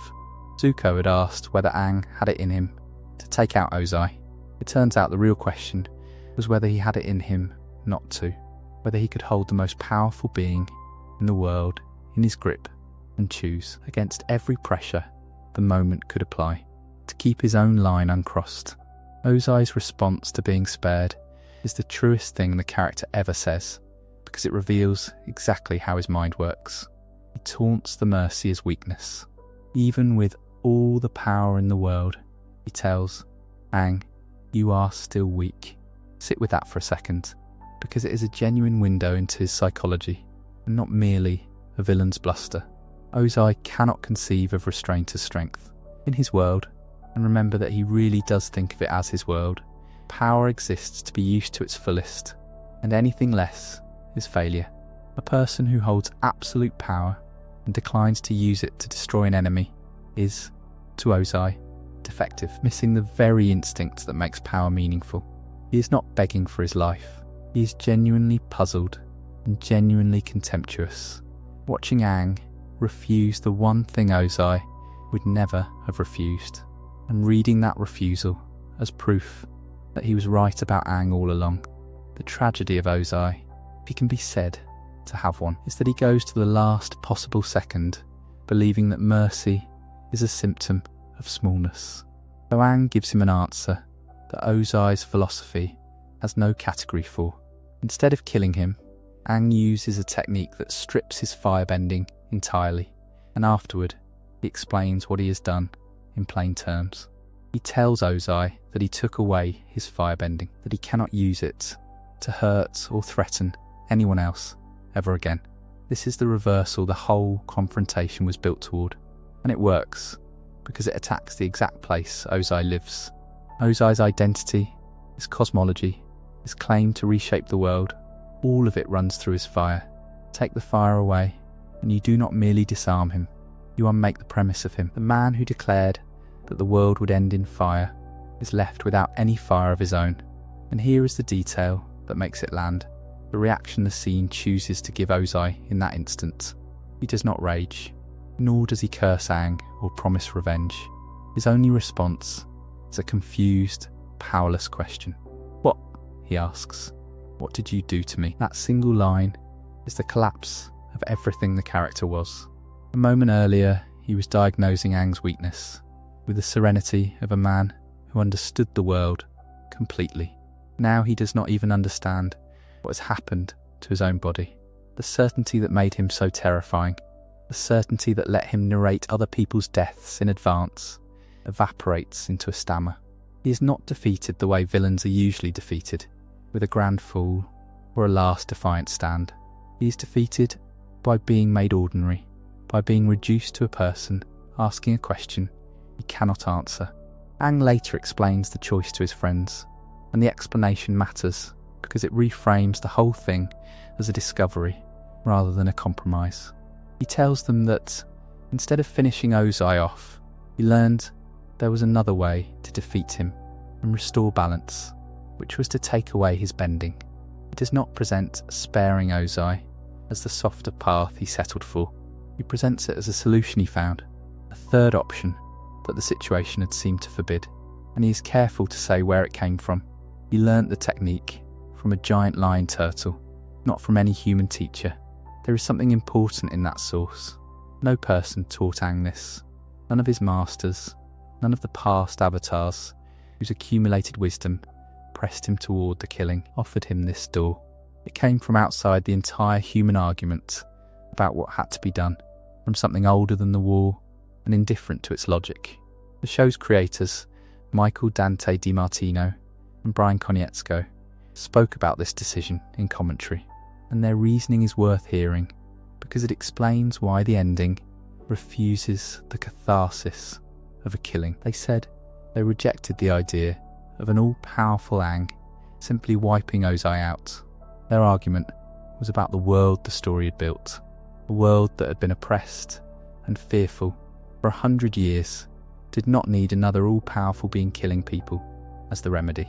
Read Ozai's psychology back through that lens, and the whole confrontation clarifies. Ozai is the endpoint of the belief that overwhelming power should be used without restraint, the belief that the strong right the world and the weak deserve whatever the strong decide.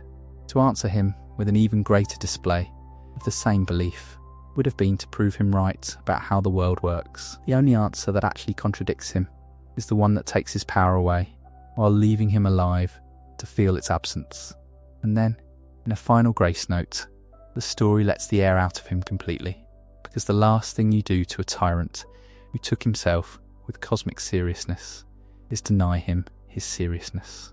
After his defeat, the group mocks the grand title he gave himself. Toph calls him the Loser Lord, and Ozai, stripped of his fire, held in stone, unmade in every way that mattered to him, still insists back that he is the Phoenix King.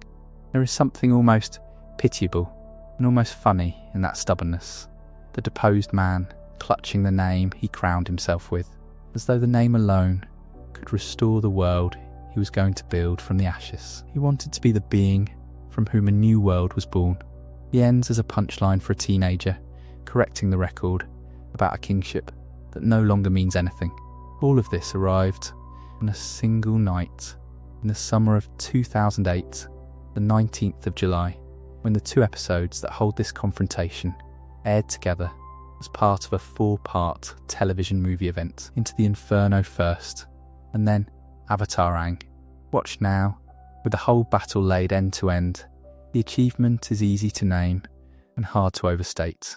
A children's show took a genocidal tyrant at the peak of his power, let him speak his cruelty and his certainty without flinching, and then defeated him, not by becoming him, but by finding the one thing his philosophy could not survive, which was a boy strong enough to refuse the ending everyone, including the villain, expected. There is a question that a story can pose only at its very end, when every other option has been closed off. Aang stands over the Fire Lord, with the power of the comet still burning in the sky, and the whole moral architecture of the war has narrowed to a single choice. Everyone around him, every mentor he has consulted, has told him what has to happen. And in the finale, the episode titled Sozin's Comet, Part 4, Avatar Aang, he defeats Ozai, and then does the thing none of them prepared him for. He refuses to kill. Instead, he uses a technique called energy bending to strip Ozai, permanently, of his fire bending. To understand why that is not merely a mercy, but an answer, you have to sit with what Ozai represents. This is a man voiced, in the original animated series, by Mark Hamill, and Hamill gives him a smooth, amused contempt, the voice of someone who has decided that power is the only real thing in the world, and that everything else, compassion, loyalty, hope, is a story the weak tell to survive. Ozai does not fear death, because he has already reduced existence to a contest of force. That is his nihilism. Strength is real, and nothing else is. And the tragedy waiting at the end of that logic is that killing him would confirm it. To answer force with the ultimate force is to agree with him about what the world is made of. So the show gives Aang another grammar entirely. The night before the final battle, in the previous episode, he encounters a giant lion turtle, an ancient creature voiced by Kevin Michael Richardson, whose voice carries the low patience of something that has watched eras pass. The lion turtle tells Aang that in the time before the Avatar existed, before people bent the 4 elements at all, they bent their own energy. This is a staggering thing to introduce so late, and I want to be honest that some viewers have always found it convenient, a solution arriving exactly when the plot needs it. But look at what it actually does.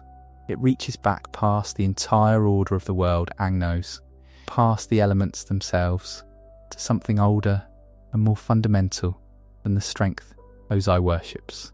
The transmission of that knowledge is almost wordless. The lion turtle touches its claw to Aang's forehead and then to his chest, and a glowing green light passes between them, and it speaks a line that plays like the one place the show states its own thesis out loud. As many fans remember the line, it runs something like, "Darkness thrives in the void, but always yields to purifying light." Consider the shape of that sentence. It does not promise that light is stronger. It says darkness yields. There is a difference. Strength conquers. Light does something else, something Ozai has no framework to even perceive, and the whole finale is built to dramatise that gap. The battle itself is where the story almost loses its own argument, and the way it handles that near failure is the cleverest piece of craft in the sequence. Aang tries to fight without killing, and Ozai overpowers him. At one point, Ozai slams Aang against a rock, and the blow lands on the same spot on his back that was scarred earlier in the series by Azula's lightning. That old wound matters. When it strikes the rock, it releases a blockage the show has been tracking for a long time, the 7th chakra, and Aang enters the Avatar state, the fused rage and power of every Avatar who came before. Think about what that means dramatically. In the moment he is losing, the story hands him exactly the overwhelming force that would let him win Ozai's way. The temptation is not abstract. It is inside him, glowing, demanding to be used, and he stops. Having overwhelmed Ozai completely in the Avatar state, Aang pulls back from the killing blow. He steps out of that borrowed fury, and, instead, performs energy bending on the defeated Fire Lord. This is the hinge of the entire series. He was given the power to end Ozai on Ozai's terms, and he set it down. What follows is quiet and, in its way, devastating. Exhausted, Ozai tries to attack again, tries to summon fire, the thing that has defined him, the source of every cruelty he ever committed, and nothing comes. No flame. The firebending is gone. Now hold that image, because it is the exact answer to the nihilism. Ozai believes strength was the only real thing. Aang does not kill him, which would have proved strength final. Instead, he removes the strength and leaves the man. What is left when you take away Ozai's power is not a corpse that could be martyred or forgotten. It is Ozai, still fully himself, still contemptuous, but now facing a world where the one thing he thought was real has been quietly withdrawn from him. There's no framework for this. A man who understands only force cannot understand a victory that consists of refusing to use it. The comics that follow the series are where the show's mercy gets tested against Ozai's unchanged soul, and they refuse to make it comfortable. In the Dark Horse comic The Promise, we learn that Ozai has been sentenced to life imprisonment for his war crimes, so the ending is not a redemption arc waiting to happen. It is a cell. And when Zuko, now Fire Lord, visits his father there and suggests, in effect, that he use the time to reflect and to feel some remorse, Ozai shows none. What he does instead tells you everything. He tries to manipulate his son by exploiting Zuko's desperate need to know what happened to his mother, Ursa. He takes his child's deepest wound and reaches for it as leverage. This is a man stripped of fire who has lost none of his cruelty, because the cruelty was never in the fire. It was in him. That distinction is, I think, the real payoff of the energy bending choice, and it only becomes visible in the aftermath. Removing his firebending did not reform him, and was never going to. It removed his reach, not his nature, and the comics let us watch that nature persist against the constraints the ending placed on it.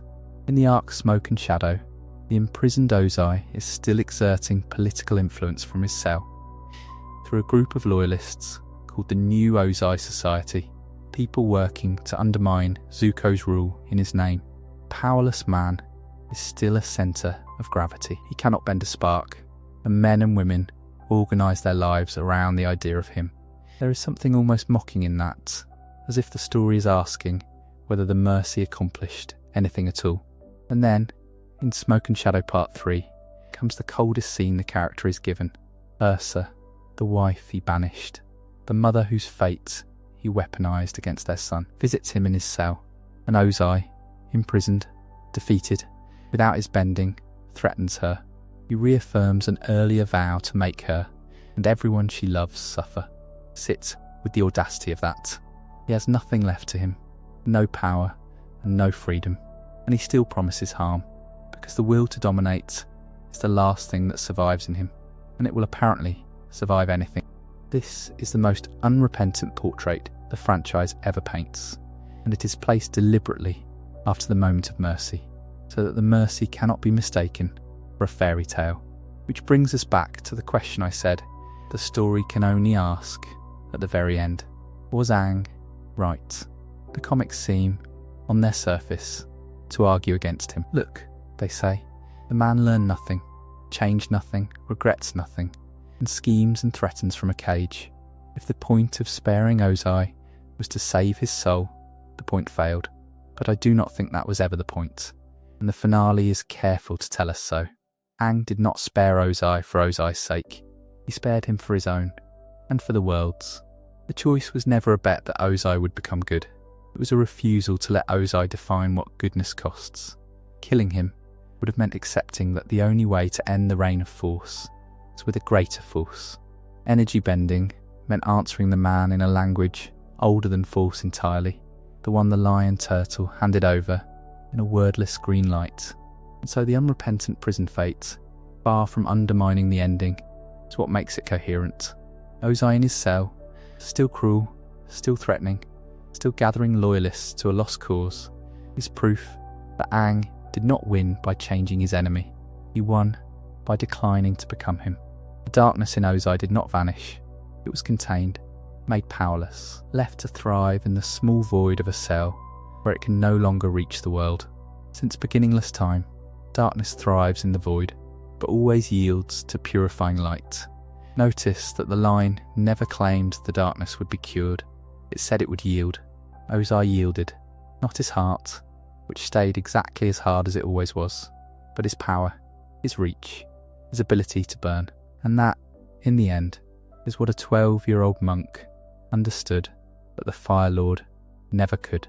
You do not have to destroy the darkness. You only have to stop it from spreading, and refuse, while you do, to let it turn you into itself. There is a decision a voice actor makes before the first line is even recorded, and it concerns how loud the villain will be. Mark Hamill, cast as Fire Lord Ozai in Avatar, The Last Airbender, made a choice that a lesser performer would have found frightening in its restraint. He decided, for long stretches of the series, not to raise his voice at all. Think about what that requires of an actor. The temptation with a tyrant is to reach for volume, to make the menace audible in the sheer force of the delivery.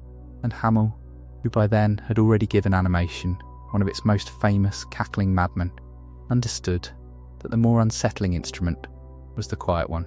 That earlier madman matters here, because the path to Ozai ran directly through him. The voice director on Avatar was Andrea Romano, and Romano had previously directed Hamill as the Joker on Batman, the animated series.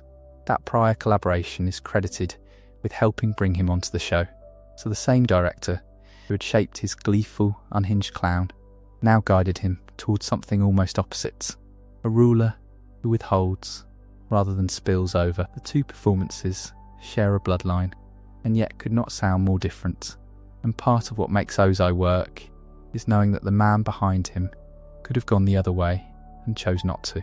Backstage Magazine, reviewing the performance, put it in terms that reward slow reading. Critics who reviewed the performance have described Hamill's Ozai as reserved and stoic, crafting a cold, detached presence, a character who seems to consider emotion beneath him. Dwell on that idea for a moment. The performance is built on a kind of contempt the feeling itself. Ozai regards emotion as something small, something that belongs to lesser people, and so he keeps it locked away, not out of discipline, but out of disdain. The chill in the voice is the sound of a man who thinks that caring is a weakness he has outgrown, and this is where the vocal choice becomes an argument about writing itself. A nihilist antagonist, a character who believes in nothing above his own will, cannot be played as a man who is constantly overwhelmed by what he wants. He has to be played as a man who is calm about it, because calm is what conviction sounds like when it has stopped needing to persuade anyone. The soft-spoken menace is not a stylistic flourish laid on top of the character. It is the character. The writing gives you a ruler who has reasoned his way past mercy, and the voice gives you the eerie serenity of someone who has finished the argument and lost nothing by it. The restraint also does something practical, something that pays off across the whole series. Because Ozai almost never shows emotion, the rare moments when he does show it, mostly anger, land as horrifying. That dynamic has been named directly by critics writing about the performance. When a character spends hours refusing to raise his voice, the single instance where the control slips carries a weight that no perpetually shouting villain could ever earn. Loudness that is constant becomes wallpaper. Loudness that arrives once, from a man you believed incapable of it, feels like the floor giving way. Hamill's quiet is what makes his rare noise unbearable, and that is a lesson about writing tension that extends far beyond this one show. There is a structural cleverness in how the series introduces him, and the voice does much of the work. In his early appearances, beginning in Winter Solstice, Part 2, Avatar Roku, Ozai is heard, but his face is kept in shadow. He is not fully shown on screen until the Book 3 premiere, The Awakening. For most of 2 seasons then, the fear of the man is carried almost entirely by sound. Slash Film traces how Hamill adjusted the register across the series to match this slow reveal. In those early shadowed appearances, the voice is deep, stern, almost demonic. Once his face is revealed in Book 3, the voice becomes smoother, but no less sinister. And in the series finale, the delivery turns loud and bombastic. The performance is not one fixed note held for years. It is a controlled progression, dark and disembodied when he is a rumour, smoother when he becomes a face, and finally unleashed when the story demands it. Consider how much Hamill was doing inside a single season, because it complicates any easy picture of him as simply the deep-voiced menace. In that same first season, by some accounts of his credits, he also lends his voice to a spirit creature Aang encounters in the spirit world. So within 1 year of the show, he was both the Fire Lord and a spirit encountered on a meditative journey. A dual role that speaks to the range Romano was drawing on. The same throat that produced that shadowed, near demonic tone was capable of something else entirely, which is its own quiet argument that the menace of Ozai was a decision, not a limitation. Daniel Day-Kim, who plays Ozai in Netflix's live-action adaptation, offered the sharpest description of what makes the animated performance hold. What he admired most, he said, was Hamill's refusal to apologise for the character. Hamill went full-throated and wholehearted into what that character wanted, Kim explained, without apology. That phrase, without apology, gets at something the soft voice might otherwise disguise. Restraint can look like hesitation, but here it is the opposite. The calm is total commitment. Hamill is not softening Ozai, or hedging him, or asking the audience to find a sliver of good in him. He is playing a man who wants what he wants completely, and he is playing that want without flinching from how ugly it is. A nihilist, written honestly, cannot be apologised for, and the performance honours that by never once trying. All of this care went into a show that Hamill, by his own account, expected to fail. When he first read the pilot script, he thought, in his own words, that the show was going to get cancelled quickly because it was too smart. He expected the intelligence of the series to work against its commercial survival, as though being clever were a liability. He was wrong, and he later said so in a way that doubles as praise. The show, he said, talked up to children rather than talking down to them. It was a very smart show, one that parents could genuinely enjoy alongside their kids rather than merely endure. There is something fitting in that, because the performance he gave is the same principle applied to villainy. Ozai talks up to the audience. He trusts you to feel the menace in a lowered voice, to understand that the quietest man in the room is the one who has decided that nothing can stop him, and to be more frightened by his stillness than you would ever have been by his shouting. And so the argument closes where it began, with a man who believes he has seen through the world. Ozai looks at the same reality everyone else inhabits, the wars and the dynasties and the small mercies people offer one another, and he concludes that none of it carries meaning beyond the force that shapes it. Power is the only truth he will accept, and cruelty is simply power that has stopped pretending to be anything else. What the show does, patiently, across every season, is refuse him. It does not refuse him with a better speech. It refuses him by letting a boy who has every reason to become him choose otherwise, and by letting that choice cost something real. Meaning, in this telling, is not discovered lying in the world like a stone. It is made and remade by people who decide that suffering is not the final word. Ozai's nihilism is not defeated because it is stupid. It is defeated because it is lonely, and because a philosophy that can only end in an empty throne has already told you what it is worth. Picture him at the last, stripped of the thing he mistook for the meaning of everything, sitting in a cell while the world he could not burn goes on warming without him. If you enjoyed this video essay, make sure to subscribe. Thanks for watching, and I will see you in the next.